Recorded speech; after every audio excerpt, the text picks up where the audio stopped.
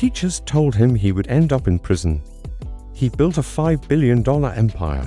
Welcome to Story Studio 91. Richard Branson sat in the headmaster's office at Stowe School in England. The year was 1967.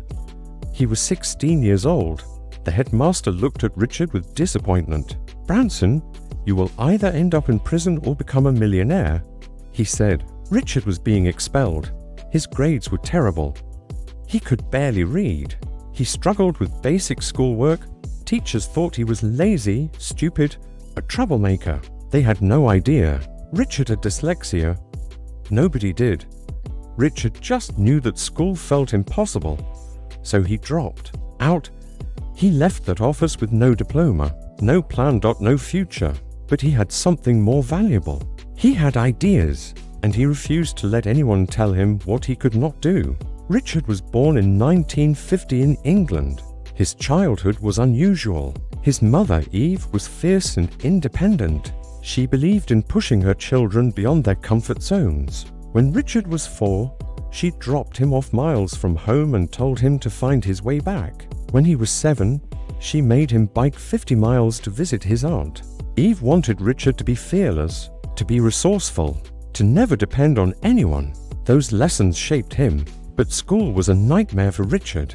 Letters and numbers jumped around on the page. He could not read like other kids. He could not spell. Math was impossible. Teachers yelled at him. They called him dumb. They punished him for not trying hard enough. But Richard was trying. He just could not make his brain work the way school demanded. He felt stupid, ashamed, like he was broken. So Richard found other ways to succeed. He was creative, charismatic, a natural salesman. At 15, Richard started a student magazine called Student. He had no money, no experience, but he sold advertising space to companies. He convinced famous people to give him interviews. He got John Lennon, Mick Jagger, major cultural figures. The magazine became popular. Richard was still failing school, but he was succeeding at something that mattered to him. At 16, Richard dropped out of school. His teachers were relieved. They thought he was hopeless. But Richard kept running his magazine from a phone booth. He had no office, no employees, just hustle.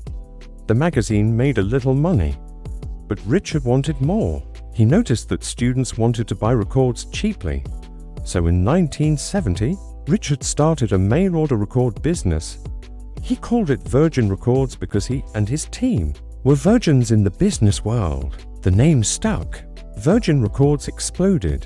Richard sold records cheaper than anyone else. Students loved it.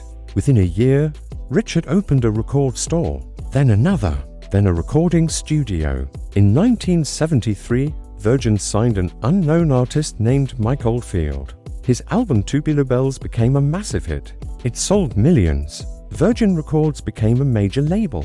Richard signed the Sex Pistols, Culture Club, the Rolling Stones. Virgin became one of the biggest record labels in the world. But Richard did not stop at music. He saw opportunities everywhere. In 1984, Richard started Virgin Atlantic Airways. People thought he was insane. He knew nothing about airlines. The industry was dominated by giants. But Richard believed he could do it better. He focused on customer experience, better seats, better service, better entertainment. Virgin Atlantic became a success. Richard took on British Airways and won. Then Richard kept expanding. Virgin Mobile, Virgin Trains, Virgin Media, Virgin Galactic. Over 400 companies under the Virgin brand. Richard built a business empire worth over $5 billion. The boy who could not read became one of the most successful entrepreneurs in the world. The Dropout became a billionaire. But Richard's dyslexia never went away. He still struggles to read and write. He still mixes up numbers. But he stopped seeing it as a weakness. He started seeing it as a strength. Dyslexia forced him to think differently, to see solutions others missed, to rely on people, to build teams. Richard hired people who were good at things he was not. He focused on the big picture, on vision, on creativity. His dyslexia became his superpower. Richard also became famous for his adventurous spirit. He attempted to break world records. He crossed the Atlantic in a hot air balloon. He crossed the Pacific. He kite surfed across the English Channel at age 60. He started Virgin Galactic to take tourists to space. Richard lived life on his terms: bold, fearless, unstoppable. But Richard never forgot his struggles. He became an advocate for dyslexic children. He spoke openly about his learning difficulties. He encouraged parents and teachers to see dyslexia differently, not as a disability, but as a different way of thinking. Richard proved that you do not need perfect grades to succeed. You need vision, determination, and the courage to try. Richard once said something powerful: "Do not be embarrassed by your failures. Learn from them and start again." Richard failed constantly. His magazine barely made money. His first record store almost went bankrupt. Virgin Cola failed. Virgin Brides failed. Dozens of Virgin companies failed. But Richard kept starting again. Each failure taught him something. Each failure made him stronger. Richard also said, "Screw it. Let's do it." That became his motto.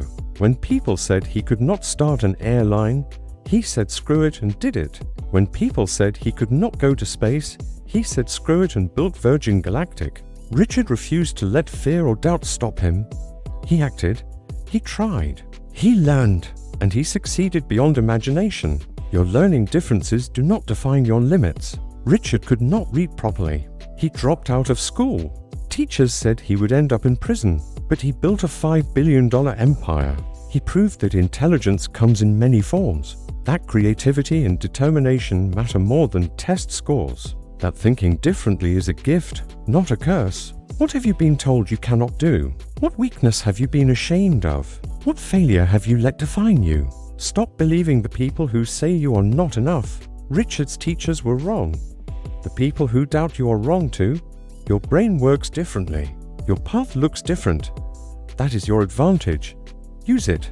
If this story inspired you, please like the video and subscribe to Story Studio 91. Share this with someone who struggles in traditional systems. Share it with a dyslexic child who thinks they are stupid. Remind them that the boy who could not read built Virgin Records, Virgin Atlantic, and Virgin Galactic. Remind them that different is not less, different is powerful.